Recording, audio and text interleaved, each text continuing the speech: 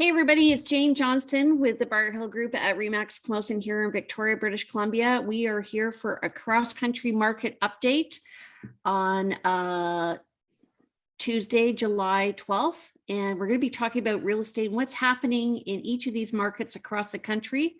So if you would mind introducing yourself, let's start with John Sheehan. Hi, I'm John Sheehan with Remax Ocean Pacific in the Comox Valley on beautiful Vancouver Island. Okay, it's Stephen.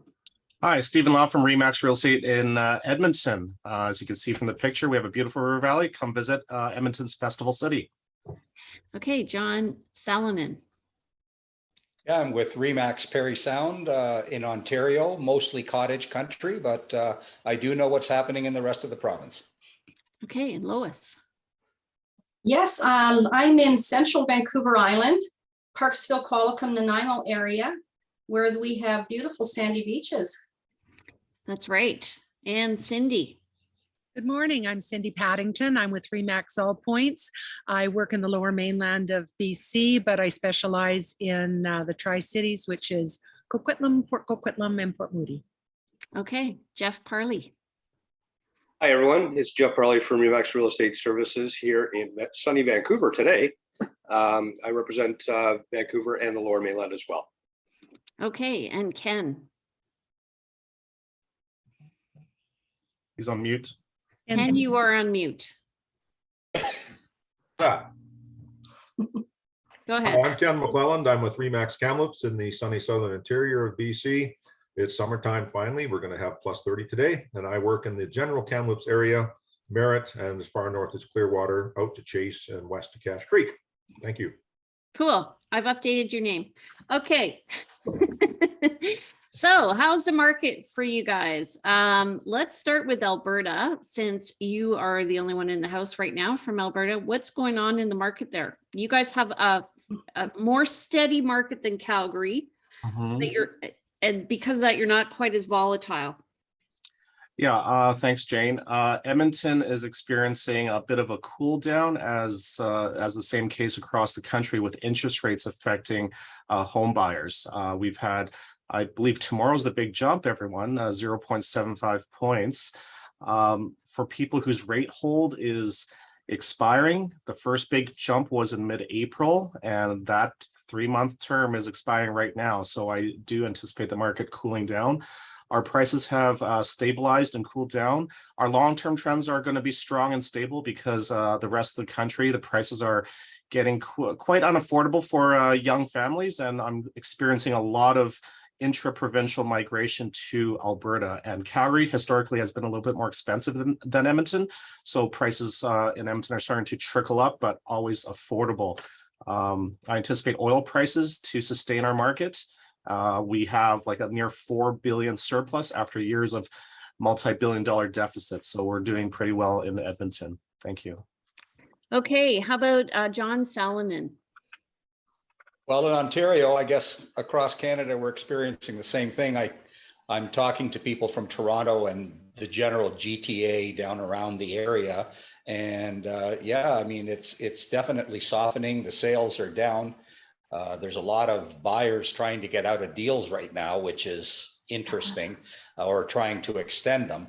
So it's going to be an interesting time for the legal profession. Where we are in Parry Sound, we're selling mostly second homes, cottages, and it's cooled down as well. We had a crazy market during the pandemic, as most of you did, holding offers, things going over ask. But that has pretty much disappeared now. The holding offers thing, you come to offer day, there's no offer. So then what do you do? So there's a strategy change in place for sure for what's in the future. Okay, and let's start in the eastern part of, central part of British Columbia. Ken McClelland. You are muted, buddy. Keep switching on my microphone. Same story here with regard to the market. We've settled down substantially. And you hear the bad headlines, oh, sales are down 41% or something like that, but last year's not a good year to measure from. So We are seeing though a settling, and we're seeing our inventory levels climb, which is a nice change because we've gone from under 400 homes on the market at the end of January to just about 1,200 today. So that's a substantial increase, which is a good thing for buyers. And it's at least a balanced market now. It's almost swinging to a buyer preference market now. And so we're seeing that, and prices have leveled, although they're still high. They've leveled out. I wouldn't say that there's been any significant drops so far, but we are seeing a leveling of prices for sure. We're seeing properties with one offer on them going at under the asking price, which is, you know, kind of, it was the other way for so long that it seemed like normal, but we're getting back to what actually is something like normal now, particularly in the Kamloops area. And it's kind of a breath of fresh air, to be honest with you. The new realtors are a bit shocked here. They don't know what to do. It's pretty funny. They're like, what do you mean? Yes. Even? I think all of us should kind of give a benchmark price of what the average single family home is. So I'm just going to repeat, Edmonton is approaching 500,000 for the average single family home. We're at $494,000, a 4.5% year-over-year increase, but it's stabilizing right now. So that's just my 2 cents. Continue. Okay, John, do you want to do what's the average house price in your area? Which John? You. Well, we have a small residential component, and our average house price is probably around 5.25. The significant thing is, which is a surprise to a lot of people, is our average waterfront cottage is around the 800,000 mark. I thought it would be higher. Well, it was higher. We were pushing 1 million, but this spring it has kind of dropped down to about 800,000. People were paying $1 million too for stuff that was worth 750. So I don't know where it's going after this. Okay, Ken, what's your average house price? Our average house price right now in the Kamloops area is, well, the median is 760. And that's, yeah, 760. And that's up from last year. Last year was, at this time, was 645. So that's gone up over 100 grand in the past year. But that's our median right now. Yeah, that's Kamloops only. The Kamloops and District area median price right now is 695. Okay, so that's in the middle of between the upper and lower. And Cindy, what about you from Port Moody? Well, I don't actually have the stats up in front of me, so I'm scared to say anything at this point in case I give false information. But overall, prices are down about 20%. We're seeing a lot of price adjustments going down. Good places are still selling. We're seeing a lot more choice in the market for buyers, but sellers are reluctant to let go of old pricing from 3 or 4 months ago. And so you're seeing a lot more terminations and then just taking homes off the market. So, like others, there are buyers who are walking away from contracts because the prices adjusted so much from when they put in the offer and had it accepted to the reality of now. So it's a little bit scary out there. Okay, and I think the perception of the price going down 20% is really, it was listed at the high end and now it's going down to probably what it should have been listed at. Oh, agreed. But they're selling for like 20% lower than what they were back in, say, February. Okay, well, let's compare to downtown Vancouver. Jeff Parley.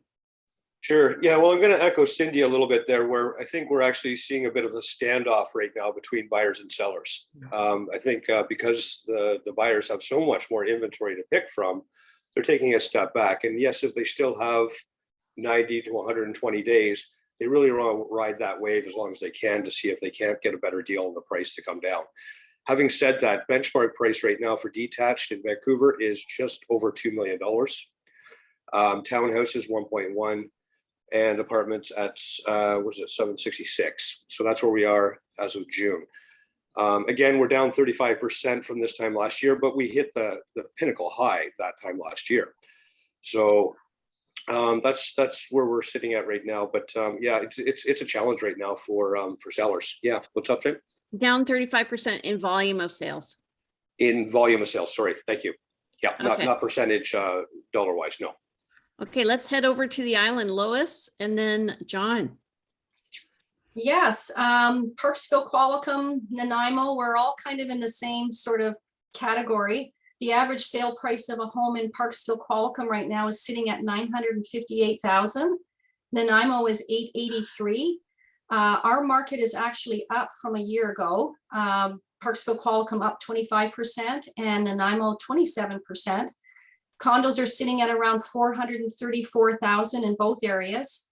And townhomes, 698 in Parksville, Qualicum and 575 in Nanaimo. Interestingly enough, our active listings for the month of June compared to last year have tripled. So our listings have tripled compared to last year in June. So we're at 48 last year to pick from and 155. This is just in houses alone. So we are definitely in a market that's shifting. Reductions, I'm reducing one today, doing another one tomorrow. So it's going to be interesting times. I think this is where the expert's gonna really stand out because they're gonna manage the expectations of the sellers. Yeah, and it's hard to doing market evaluations right now is a little bit of a challenge because, like everyone's saying, the expectation of sellers are still thinking on the high mark and they're just not there anymore. So yes, you're right. An expert realtor can, define what's happening in the area. Like we watch things by the day, by the minute, to be able to compare our listings and be able to price these homes.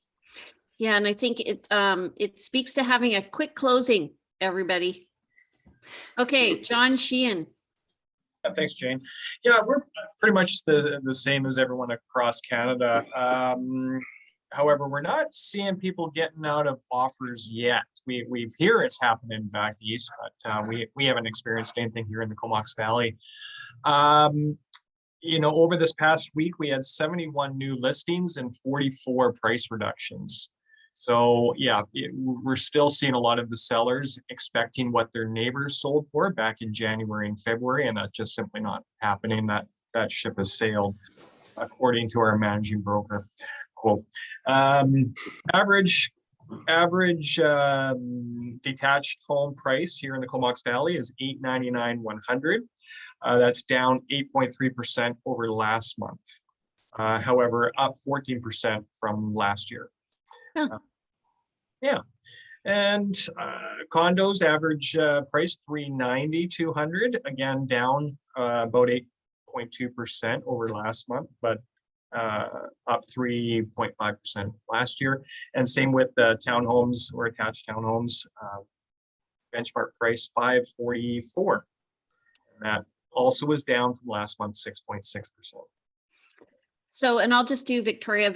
So I think prices kind of go from Victoria up island and down in price, right? Wouldn't you say? So we're looking, that was an interesting statistic that you had there, John Sheehan. So we had 311 new listings and 146 price reductions in the past week. And that's provided by our MLS board. And we have total active listings. We're about 2,100 now, and that's compared to 1,200 last year. Now, just understand there's about 1,500 realtors in Victoria right now. And then average benchmark price for single family homes in the core, so that's downtown Victoria, is $1,464,000. I would say the biggest trend that I've noticed is there are more homes now under $1 million. We are up 23.6% year over year, but I think that will correct. That's in terms of price over year. And then for condos, we're at 643. And that's compared to 495 last year. And then townhouses were at 919. That's compared to 746. This varies, this type of market here, because of the quality. But overall, everything's up 23%. And so I fully expect, what I've noticed is the person at the top, the outlier, has gone away. And we are back to the market. Don't you find? Yeah, probably. So, how are you managing with your sellers to get them to price correctly? Lois, you want to give us some insight? Yes, absolutely. I do quite a few market evaluations, and it's a little hard, it's difficult, but you really need to have your facts in place. So I find once we educate that particular seller, you show the comparables, you show what's happening in their neighborhood, you show them the trends that we're talking about. A lot of them are in our area, they're all savvy buyers and they're all savvy sellers. So they understand the market, they can watch the news. So some are more realistic than others. So the ones that are more realistic are selling. I've had 2 properties at 1.3, and I've had them both sold in like 2 days. And that's just in the last couple of weeks here. So, but that's just pricing things well. But sitting down with sellers, giving them all the stats that we have, because we do have all the ammunition to work with. I find it's, once we sit down and discuss those issues with them, then we all come together in terms with the market evaluation. But in addition to that, we have to do so much more. I mean, I've always done everything, even in a hot market and a low market, but floor plans, aerials. I've got aerial photographer flying over a home on Saturday, and professional photography and all that sort of thing really helps with the sale as well. I also have a stager. We get a stager to come in and really sharpen things up. And these are the things we need to do in this market. Yeah. Agreed. What about you, Ken? Yeah, it's interesting with pricing right now because you got to convince your sellers, get them to trust you to the standpoint that you don't want to chase a softening market down. And so, and that's an easy trap to fall into. So, I mean, we've been so used to in the past couple of years of doing an evaluation and then maybe bumping the price 5 points or 8 points on what it should logically be worth, because yeah, you'll probably get it. Now you kind of do a gut check on an evaluation and maybe drop it 5% or so and see how that pill goes down with your sellers. And often it doesn't go down very well, but it's reality. And so that's what I tend to do. And I mean, I've lost listings because of it, but at the same time, I don't want to carry a bunch of overpriced listings. There's a couple of houses in my own neighborhood that I evaluated at a certain number. They didn't care for my number very much. They listed higher with my competitors, and the houses are sitting for sale, not sold. And so that's the way the ball bounces. But I think we have to kind of try and stay ahead of that pricing curve as far as what's the market trend, and have your trusters, your sellers trust you enough that, yeah, okay, if you tell me that the house should be worth $600,000, okay, fine. But if we really want to get it sold, let's list it as $579 or $589 or something like that, and have it sold rather than be for sale, and still be sitting here in 3 months wishing that we had an offer in that 575 range. Yeah. Yep. Stephen, you look like you wanted to add something. Telepathy here. One thing I like to do with sellers, I take a very, I call logical, scientific approach, is that as realtors, we often just print out these reports, show them, here's some big pictures printed out, but nothing replaces a personal tour of your competition. Now, the sellers might ask, well, why do I want to do that? Well, the buyers are not just going to be looking at your house. You know, I'll take them to see their closest comparables. And do you really have to tell the other realtor? Well, you know, just for your own knowledge, if I have a buyer that calls me off my own listing, doesn't like my listing, I can sell them yours. So realtors on MLS, you're all about cooperation. But I think that gut check of bringing your clients in to see your competing properties maybe in the week or two before going on the market is a helpful exercise. And furthermore, Edmonton's market is a little less volatile than a lot of other cities. I do employ engaging a professional appraiser, and that's interesting because the appraisal number in Alberta, there's less cash buyers compared to people, you know, $1 million cash from foreign money, who knows, from BC, right? In Alberta, we need mortgages, right? So if the appraisal is so far off from the number that you and the buyer have agreed upon, and it's a cookie cutter uniform house, then that deal probably won't end up being approved by the bank. So that appraisal upfront ordered would help also give a reality check to the sellers. Okay. Okay. Yes, John Sheehan. I'm just going to add to that, Stephen. Over here, we had an appraiser come through, different companies, but the appraisers are appraising it based, I think, on January, February prices. So they're appraising way over. on what the market can bear now. So I've had 2 listings and 2 sellers saying, well, it's appraised for 900, but you know, the market value is truly 750. So yeah, I consult with the appraisers, and I usually use the ones that I have a really good experience with. So I have an ongoing relationship with, and before they come up with a final number, we just kind of have a bit of an internal debate to make sure none of us are really off the track here. And yeah, I think it's really important to take people on that tour because they see the reality. I also send the stats ahead of time, so it's not me presenting it. I'm not the bad cop, and what happens is the reality hits them. John Salonen, what do you guys do there? I mean, what's the volume of sales in Parry Sound? The total volume? Well, I don't know, because I mean, our market is seasonal. So, you know, a lot of the same techniques that everybody's using. I used actually last week what Ken had said, sellers who are comparing their property to ones that sold even last fall or this spring, and, you know, trying to chase the market down to find the right prices, not the right strategy. So I'm doing much the same as what Ken is doing, and talking to people. It's fine to have the stats, but you know, they argue that they use the heavy duty nails and the special shingles. So that doesn't help them get 150,000 more. But I mean, we've all heard it before. So it's just being really knowledgeable about everything. And it is a battle. I mean, I'm in the same position as Ken, where I've given people numbers on properties and they're still sitting.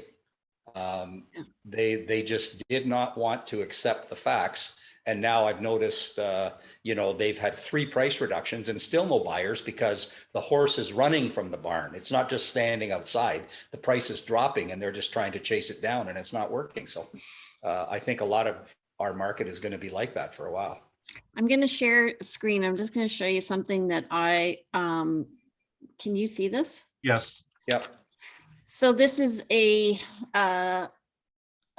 graphic that I use in my market analysis, and I'm presenting to them, and I just talk about where the sellers are and where the buyers are. And right now the buyers have moved down. And so you're not having the overlap that you had before. Before, the buyers were like this and they were willing to pay more, but with a lack of confidence, they're moving down. And the outliers were previously in this top 10% to 15% over asking.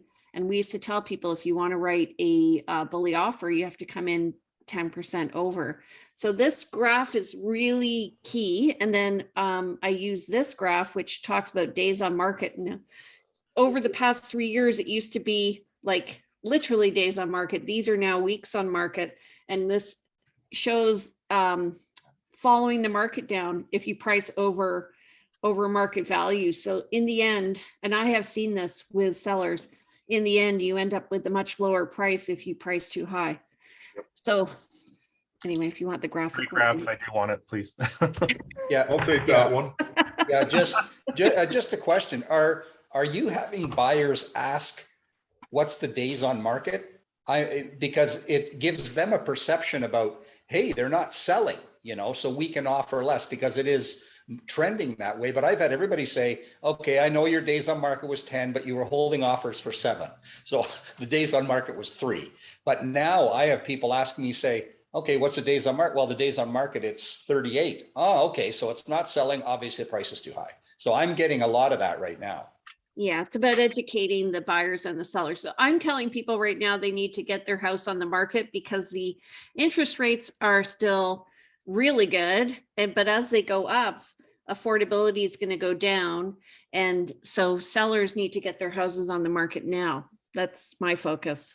Cindy, what are you doing? What are you saying to your sellers who are on the fence about selling?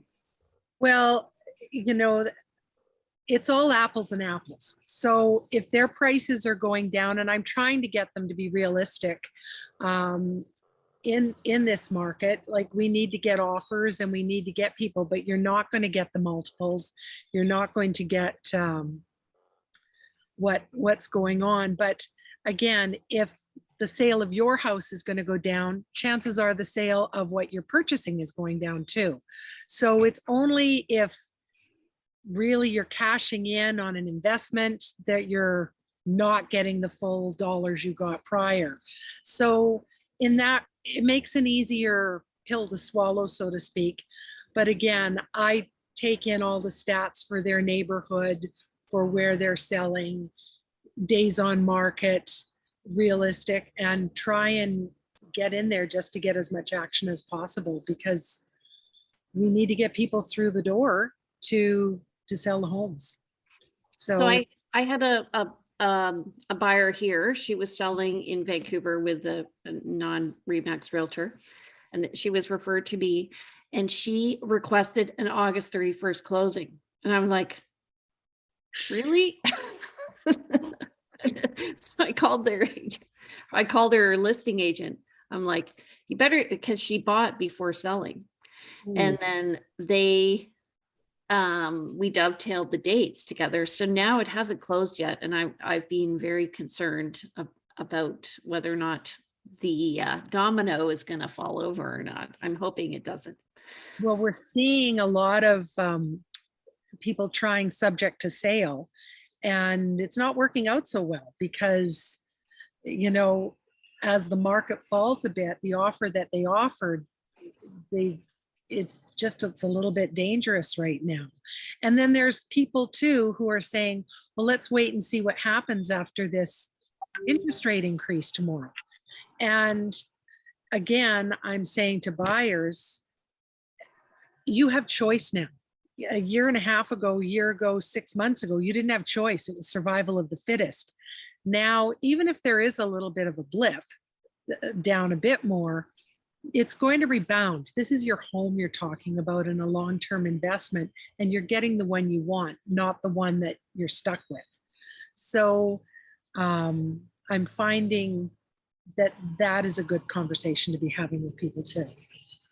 So one person said to me, Jeff, I'll get to you, date the rate, marry the house. Yeah. Okay, Jeff, what were you gonna say? Yeah, well, one thing I haven't heard from other people, and certainly something I'm working on right now, sort of shifting who I'm working with. And I got to say, the upsizers, this is your chance. Right now, my condos and townhomes sales to active ratio 30-31% respectively on my condos and townhomes.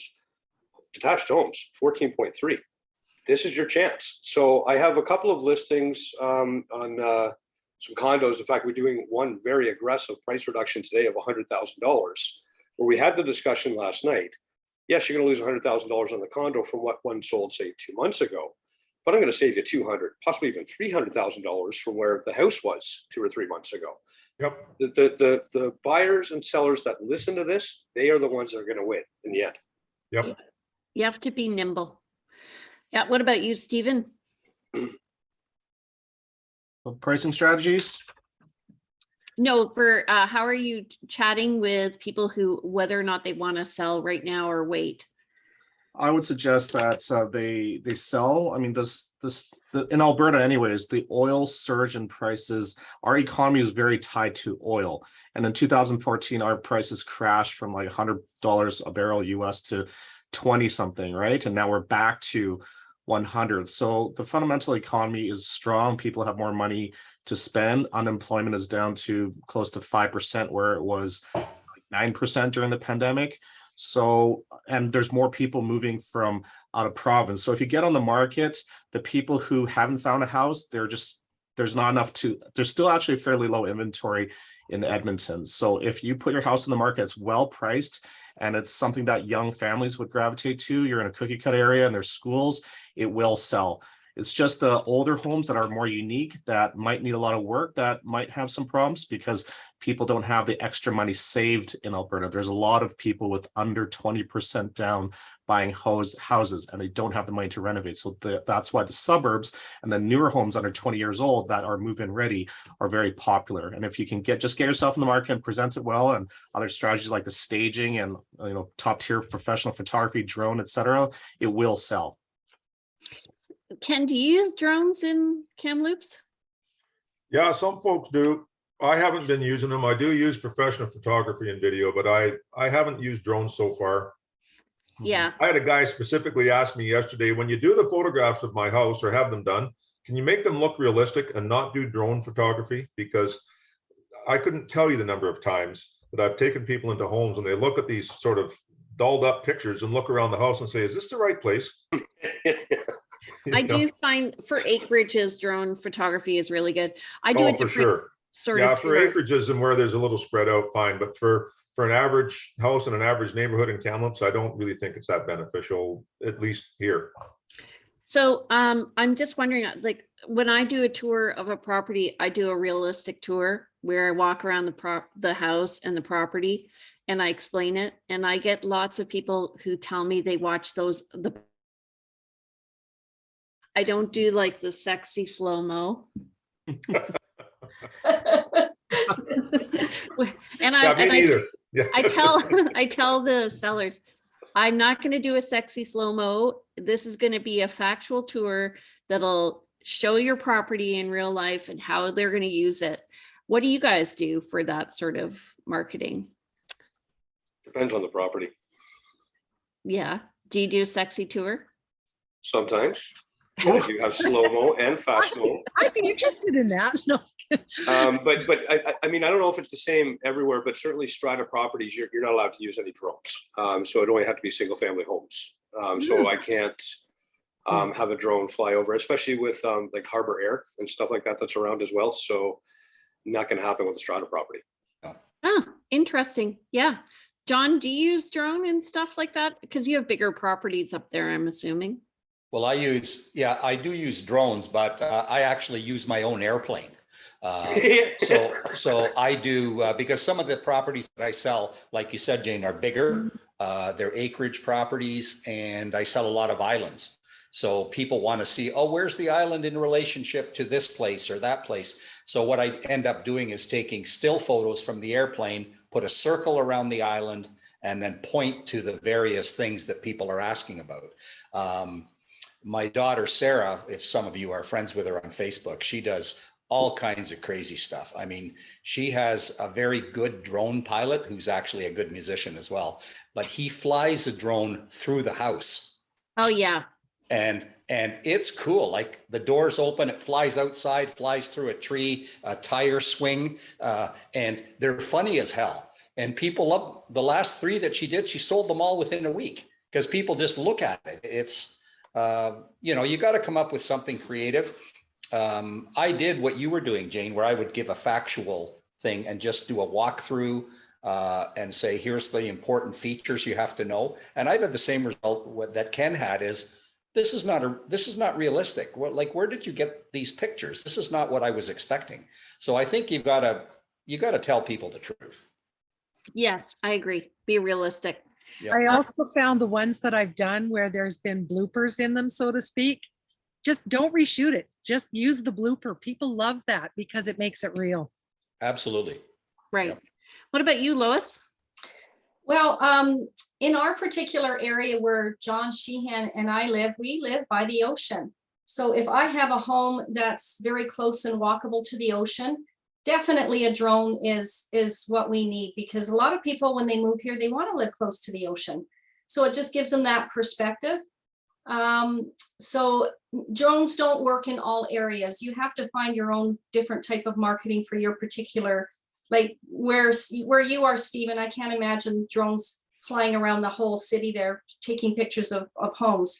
And the other thing with the drone, just so you know, is the fellow who's doing the drone has to go to all the neighbors and get permission to be flying around. So, but more importantly, just doing video photography and just professional photography and making the home look great. Get rid of clutter. I have a list from my photographer I give to all my sellers. This is what you need to do before the photographer arrives. And they look at that, and it definitely helps. Yeah. You don't have a second chance to put your best foot forward. Correct. Yeah. Okay. So what's your prediction, John Sheehan, for this coming year? If we have a 0.75 interest rate tomorrow? Oh, well, that's going to be the question, isn't it? Can we can we meet again tomorrow and I can let you know? Yeah, my prediction is summertime, like for Comox Valley anyways, summertime typically slows down for real estate sales. Everyone's in holiday mode, everyone's here at the beach. So it's hard to determine what the market is doing right now here in the Comox Valley. Is it because of the interest rate hikes? Yes, most likely, but it could be a little bit of the summertime as well. I think it will pick up again in September. I'm telling my sales, or I'm telling my clients, like, if you're thinking of selling, don't wait. Put it on the market now. But for predictions, this last 2 years has been crazy. I don't know. I think it's going to pick up. Yes, prices are going to level out. I think it's time for the buyers to start looking and start buying. Now's the time. They've waited 2 years. Yeah, I think it's Okay, Stephen. I think the market is going to stabilize. We're not going to have the intensity of the multiple offers where you put a house in the market and it's sold in a couple days.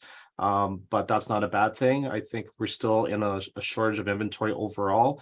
In Edmonton, there's a lot of construction, but the problem with the new home builders is that the cost of materials and labor is now being passed back to the customers. So there's a lot of customers now, I'd say, more than the majority of people who are considering brand new homes are giving the resale market a look. So for example, a half duplex brand new in Edmonton could be going upwards of close to 500,000 for a new half duplex with high-end finishes.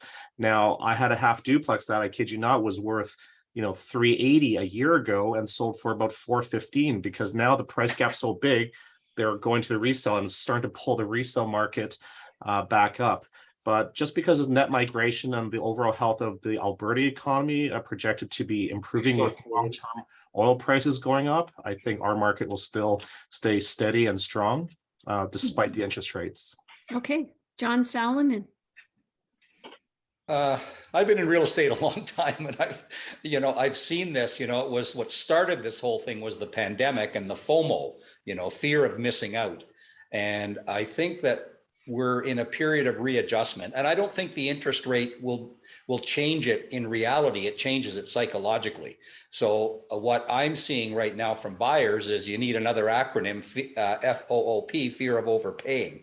And I think that that's, maybe call it FOOP, whatever, but I think that that's a reality. With the increase in the 3/4 interest rate increase and the price drop, it's probably a balance. But I think it becomes psychological where people are afraid of jumping in. Sellers have missed the bus, and buyers are saying, well, okay, we'll wait for the next one. So yeah, it's a mixed thing. I don't think it's going to change all that much. In the spring might be a little bit different, but we'll see. Okay, welcome, Cheryl Carrier. Hello there. How are you?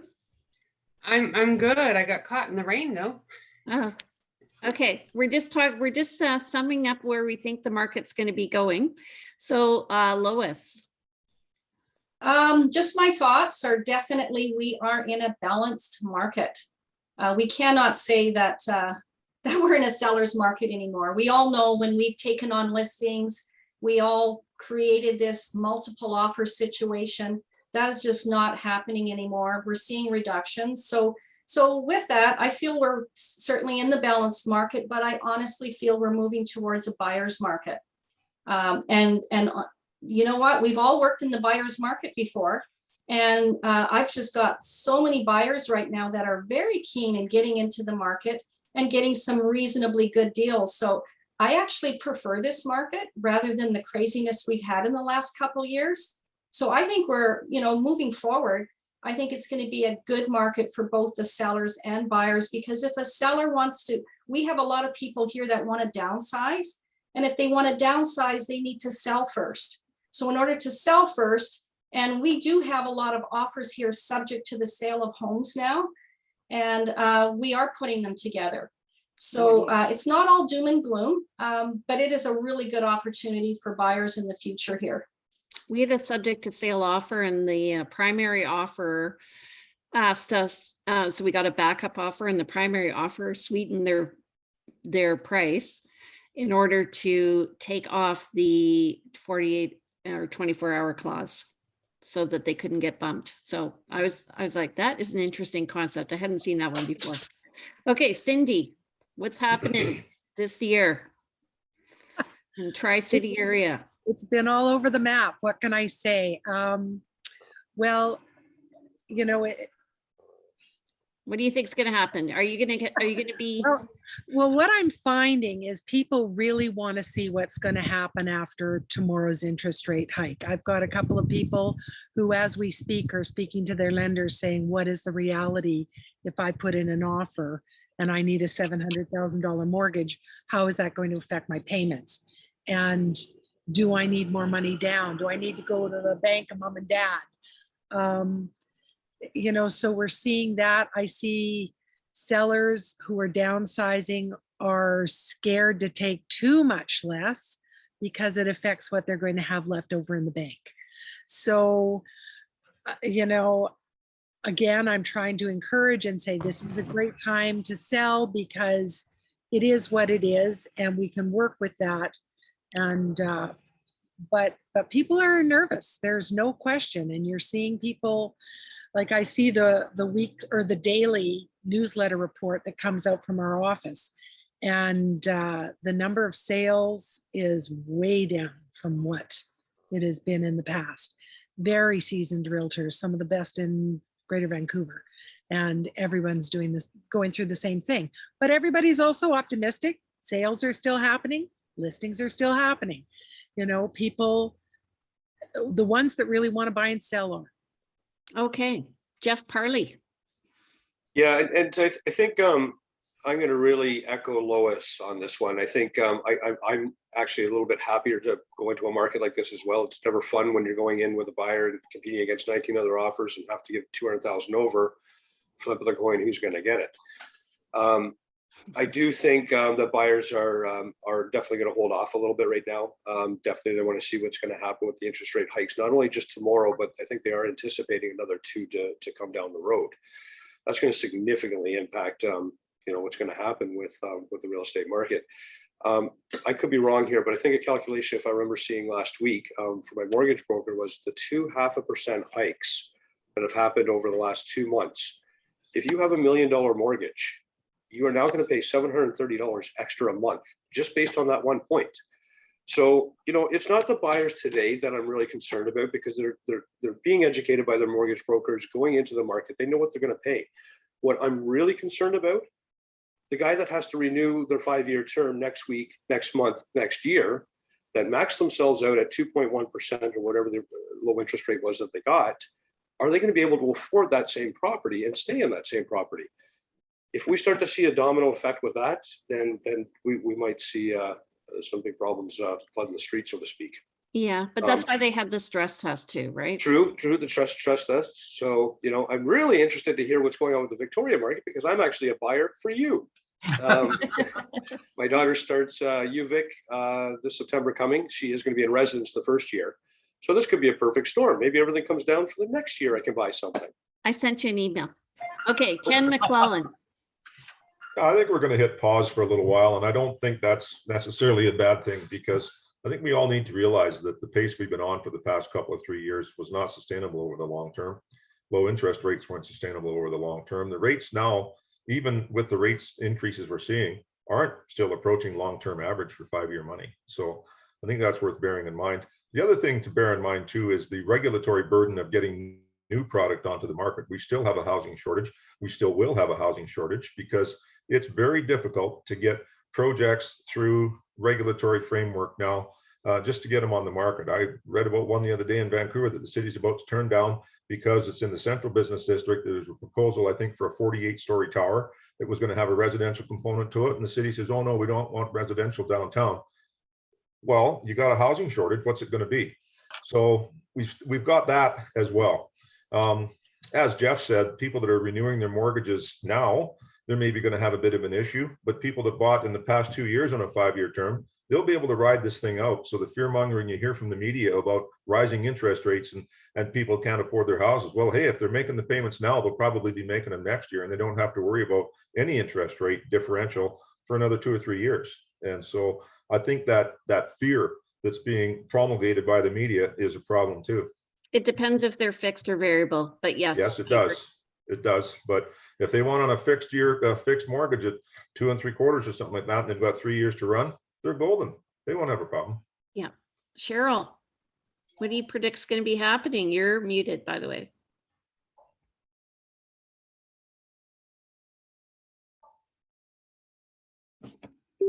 There we go.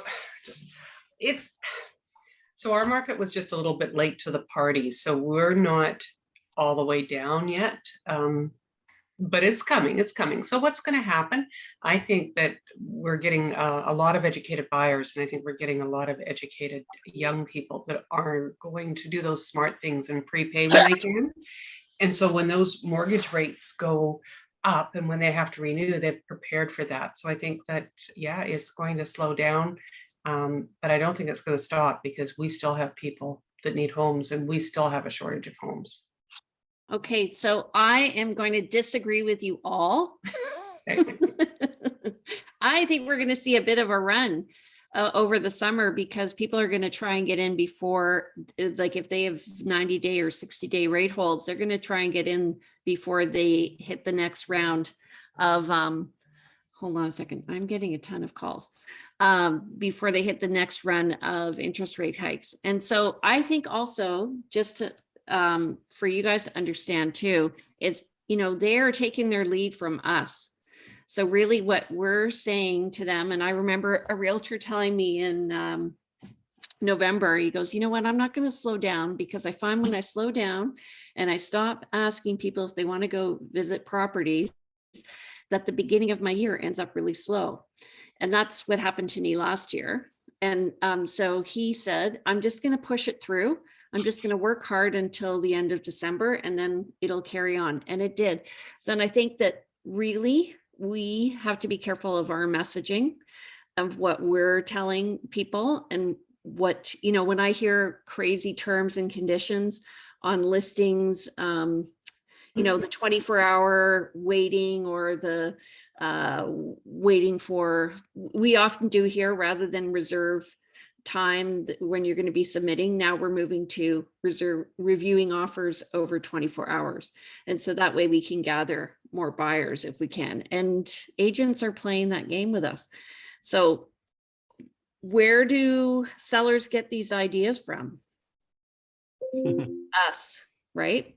So we're the educators. So anyway, I think there is going to be a bit of a run as people try and get in on the interest rate.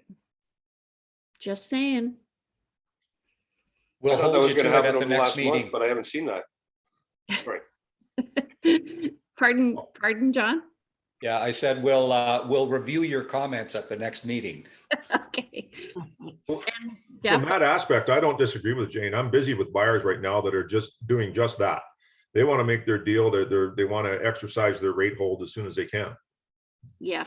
And I think there's going to be a squeeze. So the upper is going to come down, the lower is going to stay more steady, and you're going to get people who are going to be able to upsize to a nicer home, with exactly what Jeff was saying. Yep. We'll see.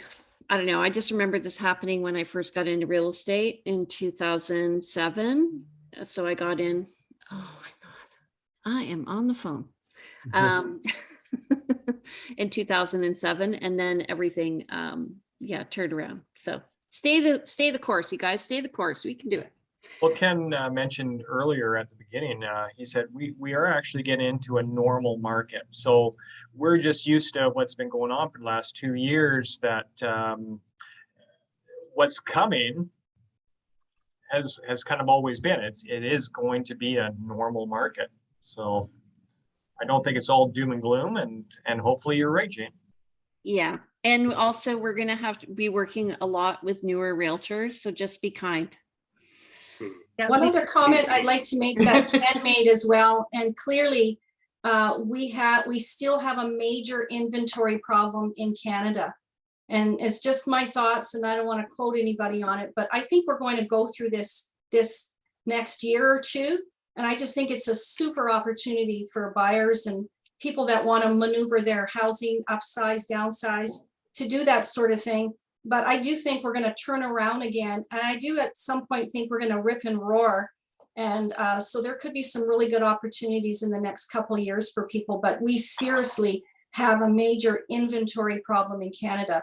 So Okay. that tells us that we still are going to have a lot of buyers wanting to buy in the market in Canada. Yeah. And depending, sorry, go ahead, Stephen, and then Ken.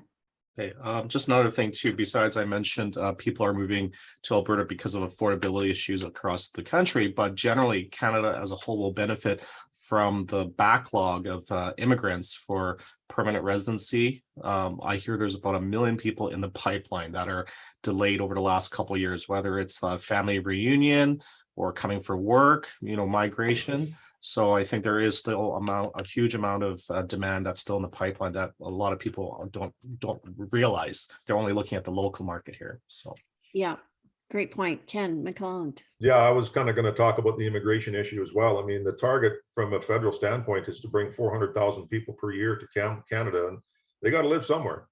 And a lot of them gravitate to the larger centers where lots of you guys are, like Jeff and Cindy and whatnot. They're going to those places, and Edmonton, because they're pretty good places to live. Yeah. And they Although- create demand. The government really has to look at its legislation also around foreign buyers. Because I think they're missing the boat there. People are coming in with money and they need places to live. And I will say in Victoria, the limiting factor is not jobs, it's housing. Yeah. Now, one other thing I'd like to say in our area, and John, down in Comox, I think you could probably agree, is that there's a lot of people who can't buy right now and are wanting to rent. So there's a super great opportunity for investors to buy here. We have a load of houses that are coming on the market with suites, and you're getting incredibly high rents for these homes with suites. You can be getting up to $5,000 a month for a home with the upstairs and the downstairs. So just the fact that, and then it's kind of sad, just the fact that some people can't get into the market. There's a lot of people that have maneuvered into renting versus buying at this time. So I guess you can say it's an opportunity for investors to purchase as well. Yeah. Okay, closing comments. Let's start with Cheryl. Well, I'm going to echo what you said. I'm seeing a big rush too, that people are coming along now trying to get in before those rate approvals go. It's not the first time we've seen markets go up. It's not the first time we've seen them go down, and it's cyclical. So if we just hang in there and do the best we can, we're going to get our buyers some good opportunities. Awesome. Ken. Yeah, I agree with Cheryl, and there's good opportunities out there. They will come. Kamloops is still much more affordably priced compared to other centers in the Okanagan. Penticton, Kelowna, Vernon are all higher than us on a apples to apples comparison. So got anybody thinking of heading for the interior, Kamloops is a great option. Okay, Thanks. awesome. Jeff. Yeah, well, I just want to thank everybody for coming out today. It's always refreshing to get perspective in a bigger picture. It's going to be interesting. I look forward to the next meeting to sort of recap from what we looked at, what's happened here today, and see where we actually end up. Jane, again, I think you're right. There will be a bit of a surge because people have to close in that 90 to 120 days. And, I was kind of saying that about a month ago. I still haven't seen it yet, but I think, once they get closer to that 90, 20 day, or 120 days, they'll be forced to make that happen. So there may be the surge, but afterwards, what's going to happen after that? That's what I'm really wondering what's going to happen. Pull that crystal ball out and tell me what's going to happen. Okay, Cindy. Well, again, like you, I've been saying that people with rate holds are going to be anxious to activate them while they can. And I think this is an amazing opportunity for those of us who've been around for a little bit to do what we do well, which is negotiate. We haven't had to do that for a long time. And it's kind of fun, actually, and it's exciting and it's empowering, and our clients like it. Okay, Lois. Yeah, thanks everyone. It's been nice listening to your updates across Canada. It's really important for the rest of us to know what's going on. And Central Vancouver Island, I think we're going to do just fine. We still have several people wanting to move and retire here. And I'm okay with the balanced market. Like, I'm so happy with the balanced market. So I think it's going to be a good year. Tomorrow's going to be, yes, we all know it's going to slow the real estate market. We don't have to wonder. But once that rate hike hits, that's going to end up with fewer buyers, and we know what to do from there. So, but again, I'm happy with the balanced market. Okay, John Salonen. Yeah, I mean, I'm pretty much on track with everybody else. The one thing, and nobody talked about it, is in Ontario, we've had an incredible surge of people getting into the real estate business. And I think these changes in the market, I think of that book, Who Moved My Cheese, because they really didn't have to do anything. All they had to do was say, I've got a real estate license, sign here, and they make huge commissions. Well, we're already seeing a decline in the number of realtors because they can't survive. Those of us that are working hard, we've been through this before, and everything's going to be fine. We'll have these little blips, but I think in the end, by the end of the year, it's curious. Our next meeting will tell. I agree with Jeff there. Okay, Stephen Lau. I believe a lot of our secondary markets, Ken from Kamloops, I know we're always in the shadow of our bigger compatriot cities like Kelowna, and maybe in your case, and Calgary in my case. But because of affordability, I think a lot of our secondary cities are getting a big second look over. And because of the pandemic, there's one thing that's happened that has never happened before, which is the people can work remotely from home. So a lot of people don't have to be in the office all the time, 5 days a week. They're considering secondary cities where it's more affordable, and they're checking in and maybe flying into their headquarters more periodically, and employers have to be more flexible. So I think this mobility of workers is going to be a big factor moving forward. Okay, John Sheehan.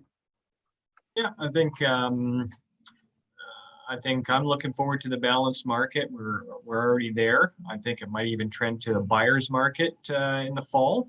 But yeah, I think Vancouver Island has always been a desired place to be, and I think we're going to be still busy over the next few years. And I think it's now time for buyers to get out there and buy their home that they want, and not just as Cheryl or Cindy said earlier, what they have to buy. So, and I'm looking forward also to the negotiations.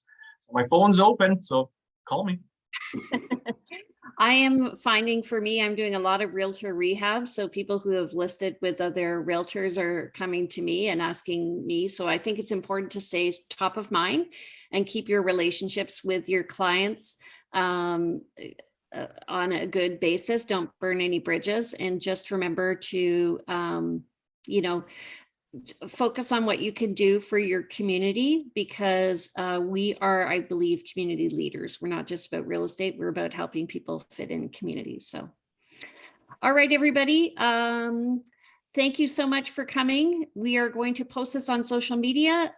We have it going on Facebook right now. We're going to be sharing it on YouTube, and you guys are welcome to share it to your other pages. If you want information, we do have a Facebook page called the Cross Country Market Update, and you can tag us on there if you want to post your videos about what's happening in your area so people can connect with you. Okay, thanks everybody for coming. And we'll see you next time. Hopefully, let's try for the fall. Okay. Thanks, everyone. Thanks all. Bye. Bye. Bye. Bye.